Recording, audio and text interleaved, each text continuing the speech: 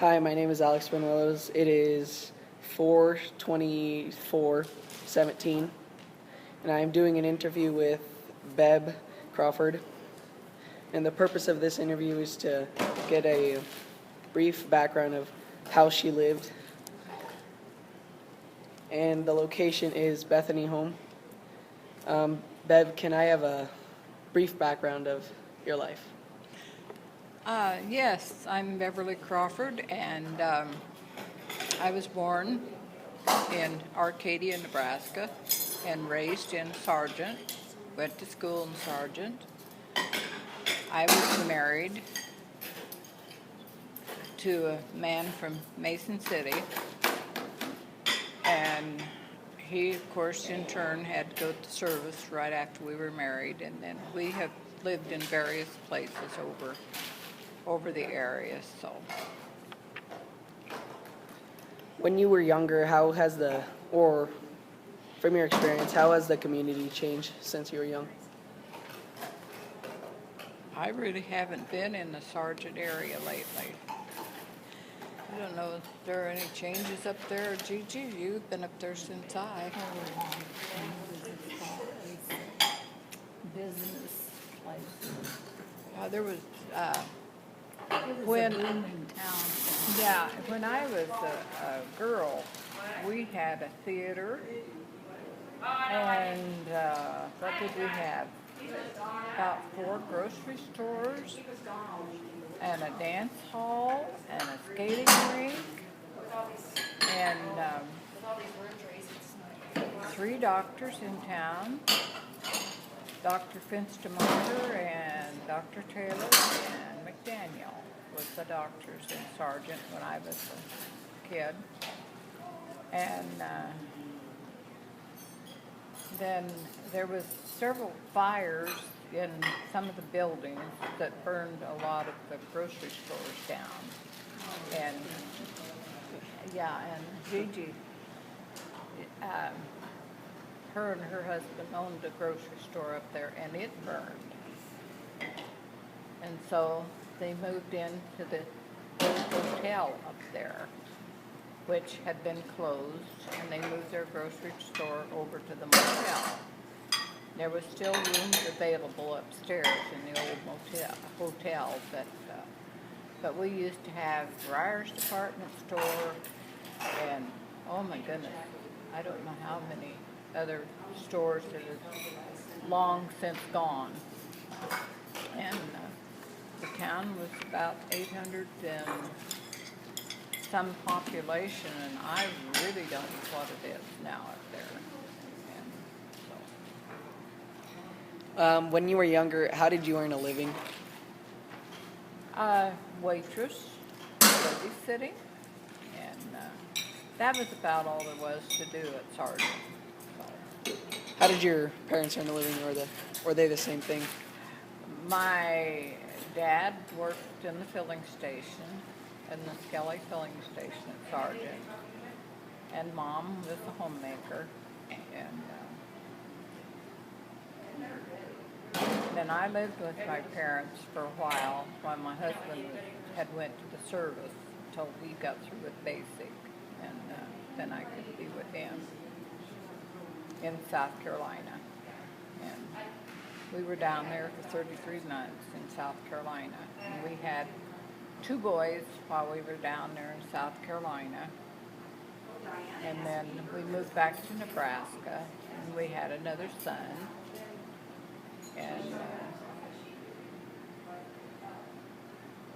then my husband was done various jobs. He drove a tank wagon for a while, and he's worked on farms and ranches.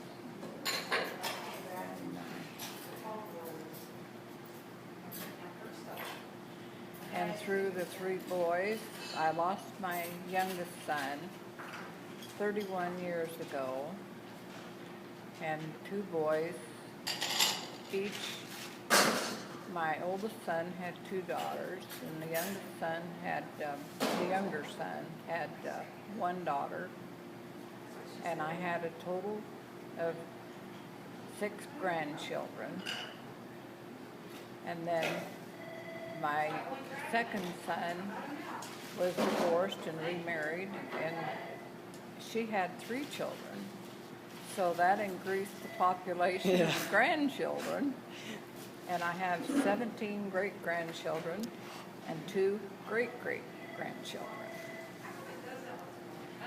Can you describe a typical school day? Well, we couldn't wear jeans to school. Imagine that. If we wore jeans on a cold day, we had to slip them off so you'd be in your dress. And of course, we wore long socks then too, so. What was discipline like in school? Well, it was good. We had one superintendent when I was in there, Mr. Hillier, and he was pretty strict. But other than that, we really had good teachers and sergeants. What did you do for fun or like entertainment? Well, we roller skated, and there was a roller skating rink. And then we lived close to the river, and it was the Middle Loop River. And so we'd go swimming in the summertime, and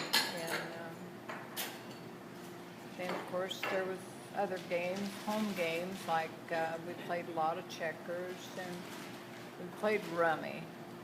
My dad liked to play cards, so we played rummy.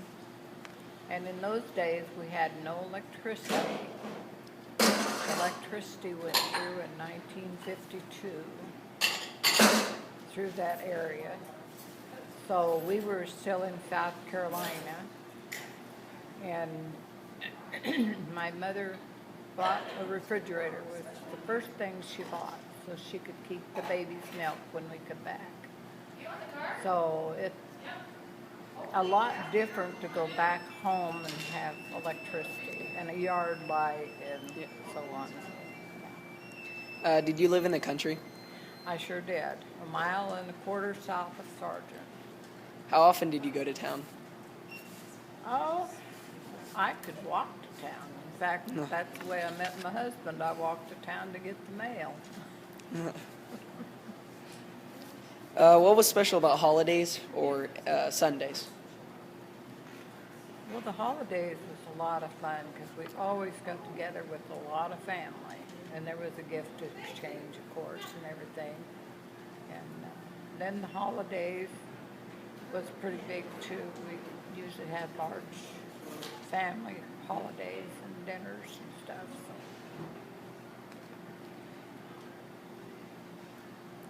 So. What was the price of goods back then? Bread, such as bread, gas, soft drinks, candy, etc. Well, in those days, you could buy a pound of ground beef for what, a quarter or something like that? 29 cents? Yeah. And my dad would give us 25 cents on Saturday night so we could go to a movie. We bought a bag of popcorn, could get a bottle of pop, and pay 12 cents to get into the theater and still have money left out of that quarter. Oh. Imagine how far a quarter would go today. Bread was 19 cents a loaf. Yeah, and bread was 19. A box of cereal was a quarter. See, they used to own them. She remembers some of the prices. But Mom would go in and buy a quarter's worth of hamburger, and there was 5 of us kids in the family, and she could make that quarter's worth of hamburger, you know. Now you couldn't even hardly get a spoonful of hamburger for that price. So times have really changed. Yeah. You said your husband was drafted in the Yes, he service? was drafted in 1951. What branch was he in? Army, How long did he serve? 33 months in Fort Jackson, South Carolina. What will you consider to be your greatest tragedy? Losing my youngest son. What would be your most memorable moment? Well, I suppose when I got married. And then, of course, having your kids is always a great experience, too. And then being able to be down to Andy. After he got out of basic, I rode the train. And I can't remember how many days it took on the train to get there. And I sit beside a colored lady going down. And when we got to the Mason-Dixon line, she had to get off my car. Oh. She couldn't ride with me any longer. And very nice lady. And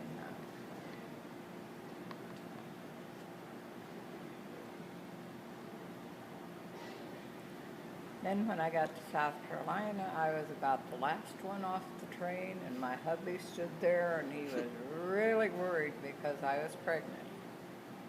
And he wondered if I had to be taken off or what, but I had made it, and all baby things and everything with me, so. From your perspective, how has technology changed in the last few decades? Well, it's changed an awfully lot. We've got cell phones, and we used to have the dial, or the telephone. You go to the telephone used to be on the wall, and you had to crank it and get a hold of operator and tell her the number that you wanted, and then of course she would plug the number in. And then we went upscale and got the dial telephone, which was a lot better, and we had numbers that we could call through that phone. And the greatest thing, I think, was these cell phones that we have now. And then the wash machine, the folks had a big wash machine that had a Briggs and Stratton motor on it. It was run by gasoline, and then they upgraded and they got an electric one with 2 tubs on it, and which was great. And now we've got the washers now that wash your clothes and rinse them, and then you've got the dryer to even put them in. So that is really a big improvement. Anything else you would like to add? Well, I lost my husband in 2013, and I took care of him until the doctor said that he needed to be in the rest home. So he also was in Bethany Home in the healthcare side. And then last August the 6th, my boys and I decided that I should move in here because it was getting hard for me to do my own housekeeping and cooking and everything. So I've been here since August, and I've been trying to be real active in coming to all our activities. We have Bible study on Monday afternoons with the Coles, and then we have church on Sunday afternoon at 1:30. And it's got various pastors come in for that. I mean, sometimes one of them will preach a full month and sometimes not, but we have real good services there. And This crippled lady's gonna go home. Nice meeting you, Alex. and they have elected me as president of the council on the assisted living side, so I'm kind of in charge of the meetings and stuff there, so. And then we have our activity director, Karma, is really so good. I just really appreciate her. She helps in all the ways she can. So, but, and right now I enjoy my kids, my grandkids, and so on. So, I really like it here at Bethany Home, and the food has been, well, most times it's good. I'd say some days it's kind of to be desired, but yeah. Well, if that's all you like to add, then I think we're done. Okay. Thank you for your time, Beth. Thank you. Thank you. You betcha. Thank you. Take care.